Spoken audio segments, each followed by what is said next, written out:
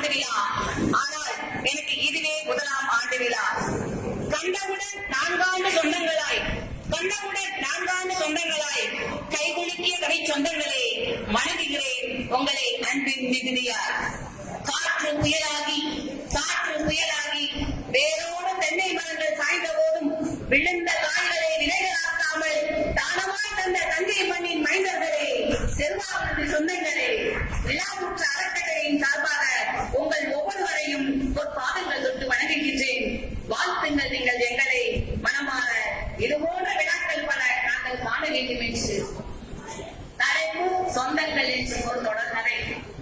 அன்னை என்னை கருவில் சுமந்தாள், தந்தை என்னை தோளில் சுமந்தார். இன்று இருவழி சொந்தங்களும் தூரமாய் பக்கத்தில் இட்டு பெண் உடன்பிறப்பானால், என் தந்தைக்கு அவளே தண்ணியுமானால், அவளின் கணவரே தாய்மாமனானார் எனக்கு.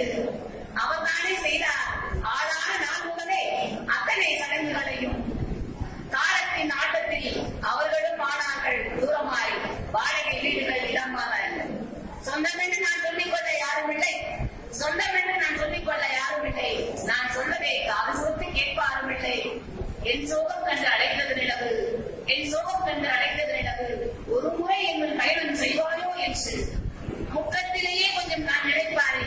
எண்ணங்களை கடியாக்கி பணிமேன் மலைத்தள பக்கமெல்லாம் வாழ்க்கை மலை.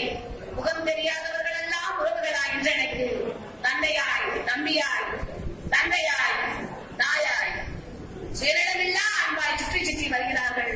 தொட்டுவிடும் தூரம் அல்ல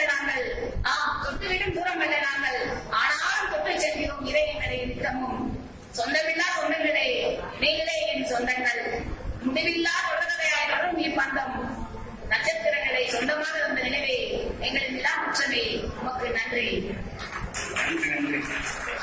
நாமெல்லாம் அவர்களை சொந்தம் என்று நினைக்கின்றோம். அவர்களுக்கு எல்லாம் சொந்தம் தேநீர் தான் போயிருக்கிறது. எல்லோரும் தேநீர் அருந்துவதற்காக எடுத்து சென்றிருக்கிறார்கள். அவர்கள் வரும் வரை நாம் காத்திருக்கலாம்.